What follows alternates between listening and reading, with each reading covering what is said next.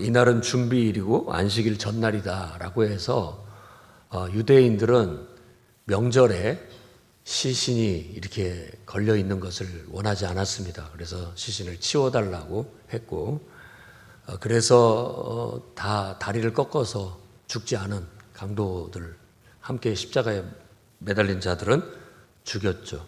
그리고 예수님을 봤을 때 이미 운명하신 걸 알고 창으로 옆구리를 찔렀다는 것은 심장을 찔러 모든 피를 다 쏟아 물과 피를 다 쏟았다라고 성경은 말하고 있고, 죽은 것을 확인한 후에 이제 시신을 보통은 그냥 어디 공동묘지나 이런 데 그냥 유기하게 됩니다. 근데 참 어떤 한 사람의 죽음을 죽어서까지도 그렇게 비참한 대접을 받는다는 것은 명예롭지 못한 것일 수 있었죠. 그래서 아리마대 요셉이라는 예수님의 숨은 제자가 예수님의 마지막 장례를 정성껏 치러주려고 노력을 합니다. 그런 내용이 오늘 말씀에 나타나 있습니다. 그래서 오늘 이 마지막 시간에는 한 두 가지를 여러분과 함께 나누고자 합니다. 첫 번째, 예수님의 죽으시고 장례를 치른다라는 것은 시신을 수습해서 잘 이렇게 포장을 한 다음에 그리고 이제 무덤에 안치시키는 것까지가 이제 장례라고 그렇게 얘기합니다. 성경에서는 장사 지낸다 이런 말로 나와 있지만 보통 우리는 장례식이라고 그렇게 얘기를 하죠.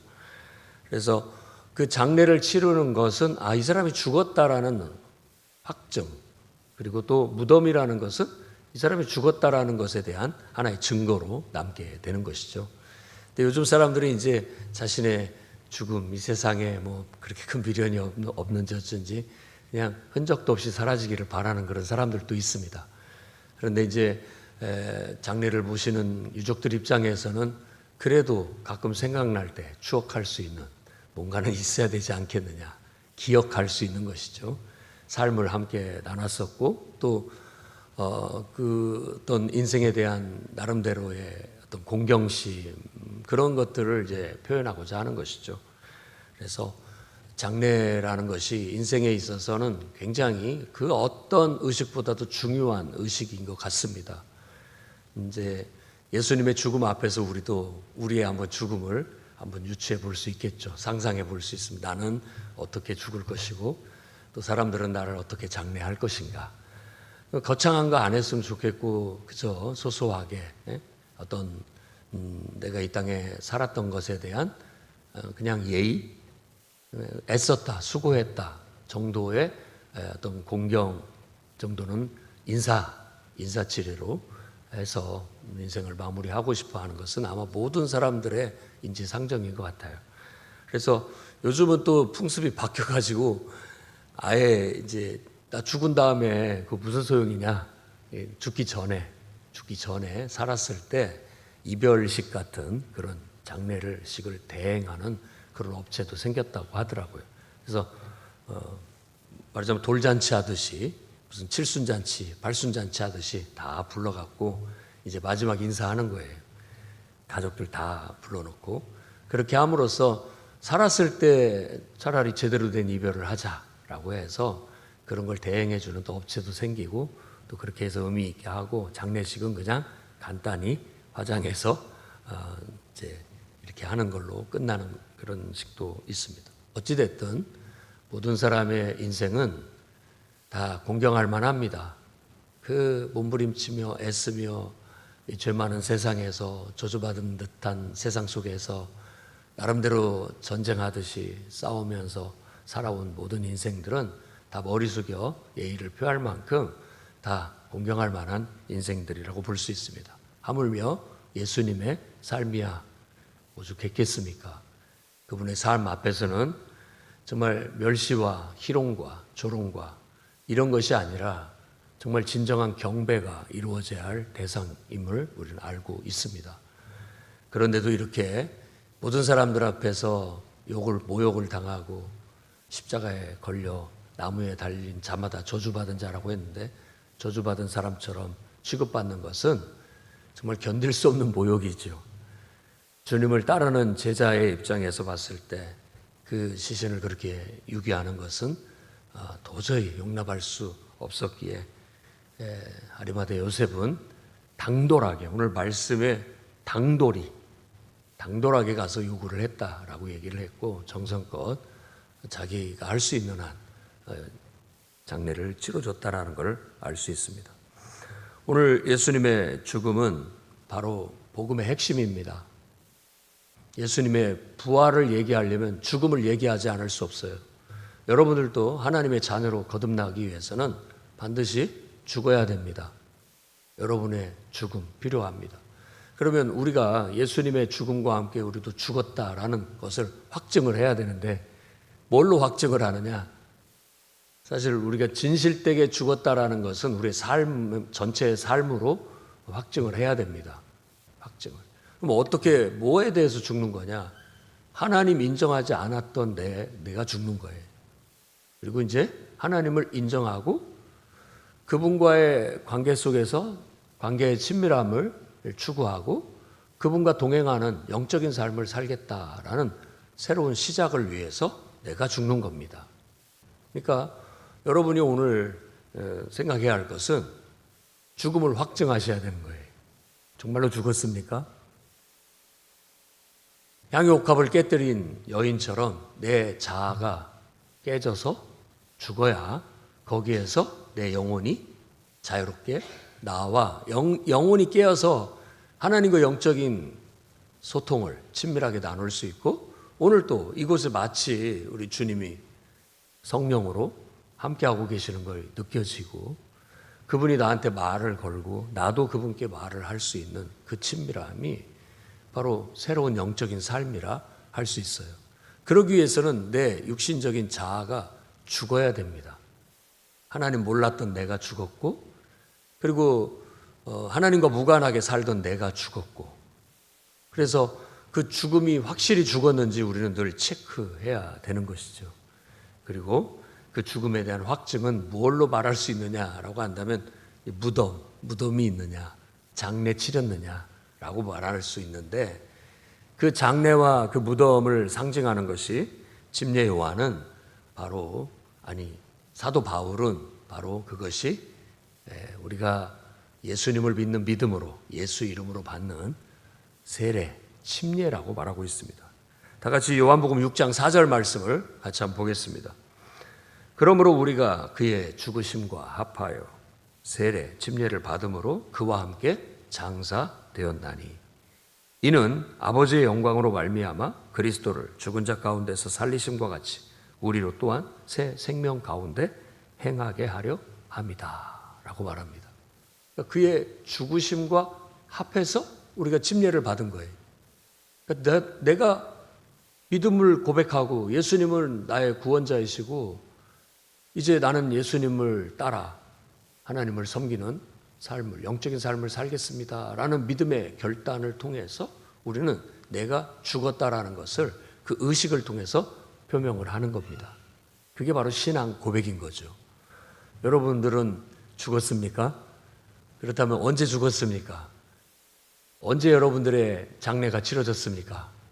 그게 바로 여러분들이 믿음을 고백하고 세례받은 날, 그날을 기억하시고 나는 그날 죽었다라는 걸 늘 영적으로 마음에 새기고 살아가야 되겠어요. 아직도 침례를 고백하지 못했다면, 물론 내가 예수님을 믿고 주님을 따르고 주님의 가르침을 실천하는 그런 영적인 삶을 살고 있어도 분명하게 모든 사람 앞에서 이 의식을 통해서 우리는 믿음을 고백해야 된다라고 성경에서 말하고 있습니다.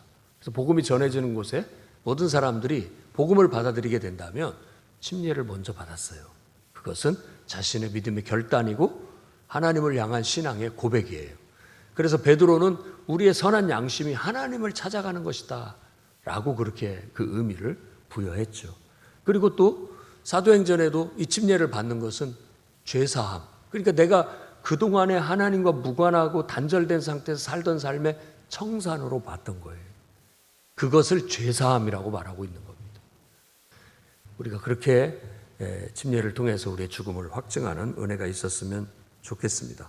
골로새서 2장 12절도 마찬가지로 말하고 있어요. 너희가 세례, 침례로 그리스도와 함께 장사되고, 장사되고 또 죽은 자들 가운데 그를 일으키신 하나님의 역사를 믿음으로 말미암아 그 안에서 함께 일으키심을 받았다. 그러니까 침례를 통해서 죽고 죽었음을 모든 사람 앞에 표방하고 이제 물에서 다시 올라올 때 우리는 하나님의 성령 안에서 영적으로 깨어난 하나님의 자녀가 됐다라고 말하는 거예요.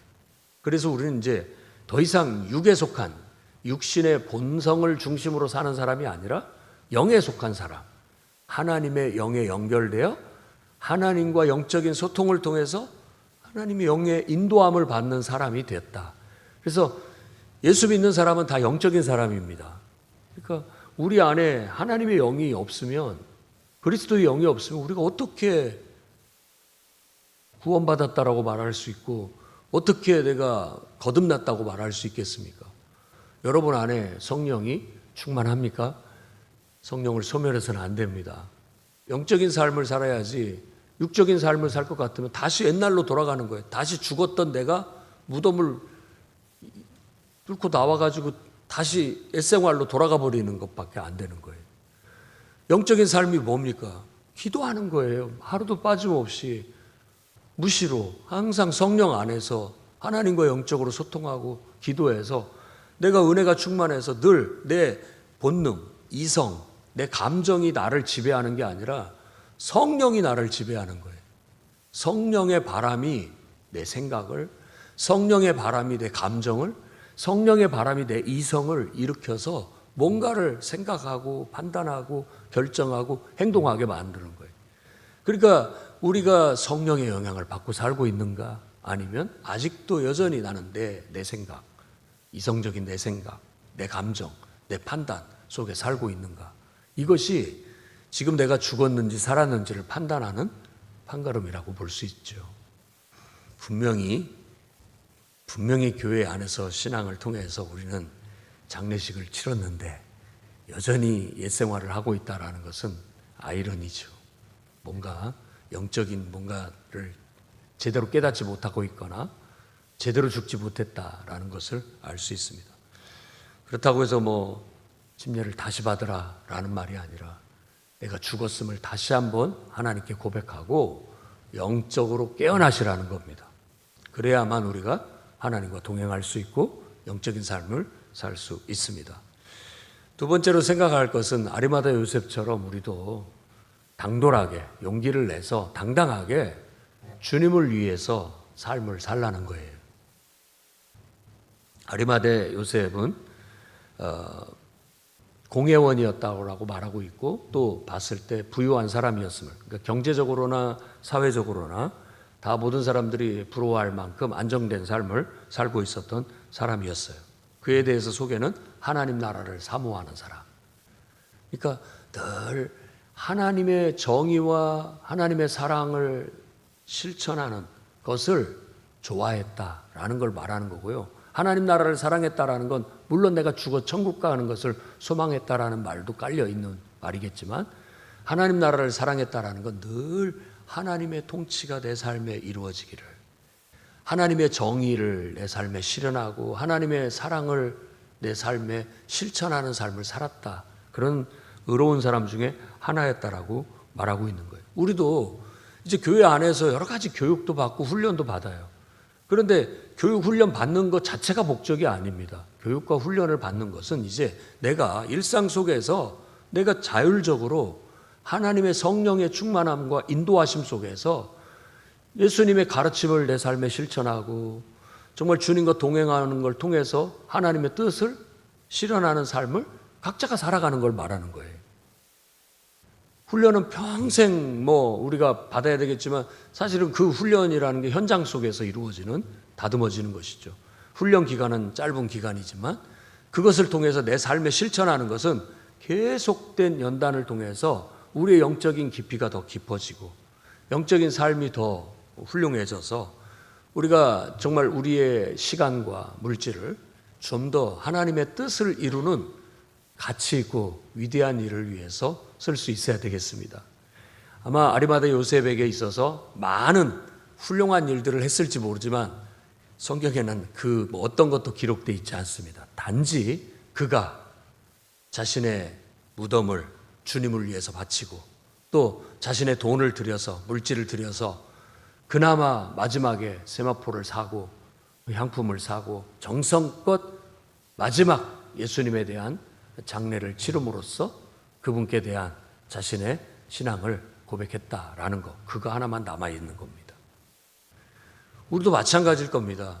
여러분들 나름대로 경제적으로도 잘 돼서 부유하고 또 사회적으로도 존경받고 인정받는 위치에 올라가는 것, 그것도 다 훌륭한 여러분들의 인생이고 그것이 여러분들의 자손들에게 길이길이 남는 것이 될 수도 있겠지만, 그러나 하나님 나라에서는, 하나님 앞에서는 그것도 남는 게 아닙니다.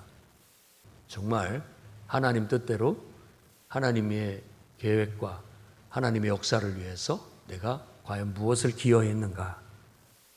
복음을 전하는 일에, 영혼을 구원하는 일에, 주님의 몸된 교회를 세우고 발전시키는 일에 나는 무엇을 했는가? 그것이 하나님 나라에서는 관심의 초점이고 남는 거예요. 그래서 불의의 제물로 친구를 사라는 주님의 교훈의 말씀처럼 우리는 세상의 모든 것들이 어떻게 했든 우리가 노력해서 벌었다 할지라도 세상의 모든 경제와 또 권력과 힘은 다 어느 정도 불의합니다. 세상적인 것을 말하는 거죠. 그런데 그것으로 영적인 일을 해라 라는 교훈과 같아요. 정말 영혼을 위해서 좀 투자하고 영혼을 위해서 헌신하는 삶을 살아라. 그러면 하나님 앞에 인정받고 하나님 나라에서 그것이 영광의 면류관이 될 것이다 라는 걸 보여주는 거죠. 그래서 예수님은 산상수훈에서 마태복음 6장 33절 말씀 보면 너희는 먼저 그의 나라와 그의 의를 구하라. 그러면 나머지 것들이 다 따라온다. 그래서 늘 우리 예수 믿는 사람, 영적인 삶을 살고 하나님을 섬긴다라고 말하는 사람은 먼저 하나님의 뜻, 하나님의 정의, 하나님의 사랑, 이 귀한 하나님의 뜻과 계획을 실천하는데 가장 우선순위를 두고 가치를 두고 거기에 맞는 삶을 살아야 되겠습니다. 누가복음 18장 29절 30절 말씀을 보면 내가 진실로 너희에게 이르노니 하나님 나라를 위하여 집이나 아내나 형제나 부모나 자녀를 버린 자는 현세에 여러 배를 받고 내세의 영생을 받지 못할 자가 없느니라 하시니라. 아멘. 또 마태복음 25장 34절 말씀에는 그때 임금이 그 오른편에 있는 자들에게 이르시되 내 아버지께 복을 받을 자들이여 나와 창세로부터 너희를 위하여 예비된 나라를 상속받으라 라고 이런 보상이 주어진다라고 주님이 약속의 말씀을 주고 계십니다. 그래서 우리도 하나님 나라에 합당한 일을 하면서 살아갑시다. 그래서 여러분의 남은 생애가 정말 위대한 인생이 되기를 저는 축복합니다. 그래서 여러분들의 장례식 때 많은 이야기들이 오갈 수 있는 것 중에 정말 단연 최고는 이분은 정말 주님을 위해서 많이 헌신하고 봉사하신 분입니다. 진정한 주님의 제자로서 삶을 사셨습니다. 라는 그런 평가일 것입니다.